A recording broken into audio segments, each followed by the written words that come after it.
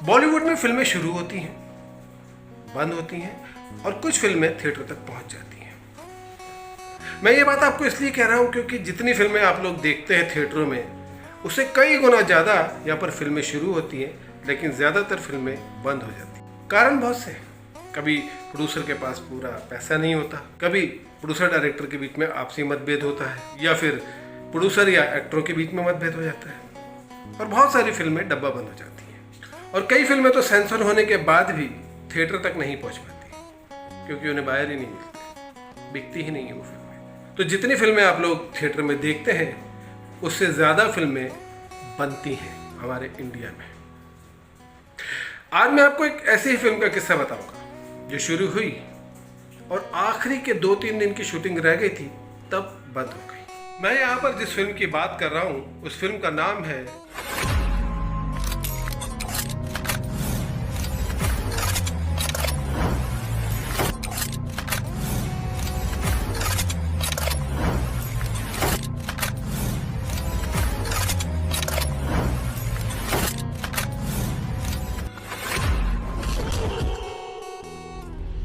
मैं यहाँ पर जिस फिल्म की बात कर रहा हूँ, उस फिल्म का नाम है मासूम गवाह। बात 94-95 की है, जब ये फिल्म शुरू हुई थी। इस फिल्म में काम करने वाले कलाकार थे नसीरुद्दीन शाह, जिन्हें आप सब बखूबी जानते हैं, अनीता राज उस समय की टॉप की हीरोइन, कादर खान साहब हर दूसरी फिल्म में नजर आते थे, जो प्रेम चोपड़ा साहब, उन्हें भी आप सब लोग जानते हैं। और इस फिल्म में विलन्स की तिकड़ी थी। एक विलन थे साउथ के त्यागराजन, दूसरे थे अंकुश मोते और तीसरे थे विनोद त्रिपाठी। अच्छी खासी स्टार कास्ट थी इस फिल्म में। और इस फिल्म के जो डायरेक्टर थे वो थे MM बेग। MM बेग इससे पहले छोटी बहू नाम की एक फिल्म बना चुके थे, जिसमें दीपक तिजोरी और शिल्पा शिरोडकर हीरो थे। मासूम गवाह के जो डायरेक्टर हैं MM बेग, ये कई बड़े डायरेक्टरों के एसोसिएट डायरेक्टर रह चुके थे। और इनकी बेटी उस समय की मशहूर चाइल्ड एक्ट्रेस बेबी गुड्डू के पिता है MM बेग साहब। और बेबी गुड्डू मासूम गवाह में एक अहम किरदार भी निभा रही थी। इस फिल्म की शूटिंग बड़े जोरों शोरों से चल रही थी। सभी को उम्मीद थी कि ये फिल्म सुपर डुपर हिट होगी। फिल्म की शूटिंग अपने आखिरी चरण पर पहुंच चुकी थी। मात्र 2-3 दिन का काम बाकी था कि मुलुंड में एक सीन के दौरान डायरेक्टर MM बेग और नसीरुद्दीन शाह के बीच में कुछ बहस हुई। बहस ने झगड़े का रूप लिया और नसीरुद्दीन शाह साहब ने MM बेग साहब को थप्पड़ मार दिया। थप्पड़ मारते ही लड़ाई ने एक विकराल रूप ले लिया, लेकिन लोगों ने बीच बचाव की। इसी दौरान MM बेग साहब वहां से चले गए, सेट छोड़कर डायरेक्टर साहब चले गए।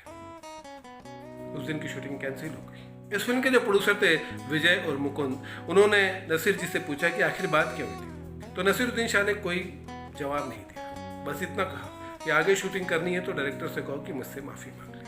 दूसरे दिन प्रोड्यूसर मुकुंद और विजय जब MM बेग से मिले तो MM बेग ने साफ इनकार कर दिया कि मुझे नसीरुद्दीन शाह के साथ काम ही नहीं करना। प्रोड्यूसर मुकुंद और विजय ने सोचा कि मामला गर्म है, थोड़े दिनों में ठंडा हो जाएगा, फिर हम लोग बात कर लेंगे।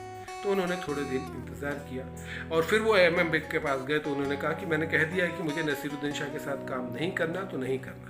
प्रोड्यूसर नसीरुद्दीन शाह के पास गए तो नसीरुद्दीन शाह का एक ही कहना था कि उनसे कहो, MM बेग से कहो कि मुझसे आके माफ़ी मांगे।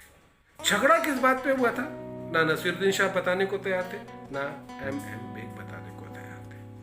प्रोड्यूसर ने दोनों को मनाने की बहुत कोशिश की, लेकिन दोनों में से कोई झुकने को तैयार नहीं।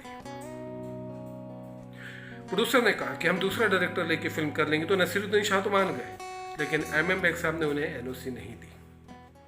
तो इस तरह एक अनजान झगड़े की वजह से मासूम गवाह फिल्म 90-95% बनने के बाद भी कंप्लीट नहीं हो पाई, थिएटरों तक नहीं आ पाई। ऐसी बहुत सारी फिल्में हैं जो इसी तरह झगड़े की वजह से बंद हो जाती हैं, दर्शकों तक नहीं पहुंच पाती। तो दोस्तों, ये था बॉलीवुड का एक किस्सा जो नसीरुद्दीन शाह और डायरेक्टर MM बेग के बीच में हुआ। एक थप्पड़ ने फिल्म को ख़त्म कर दिया, बर्बाद कर दिया। आगे ऐसे बहुत सारे किस्से और भी हम आपको बताते रहेंगे। अगर आप जानना चाहते हैं बॉलीवुड के इस तरह के किस्से, तो हमारे चैनल बॉलीवुड झलक को सब्सक्राइब करिए और हमारे अगले वीडियो का इंतजार करिए। तब तक के लिए बाय।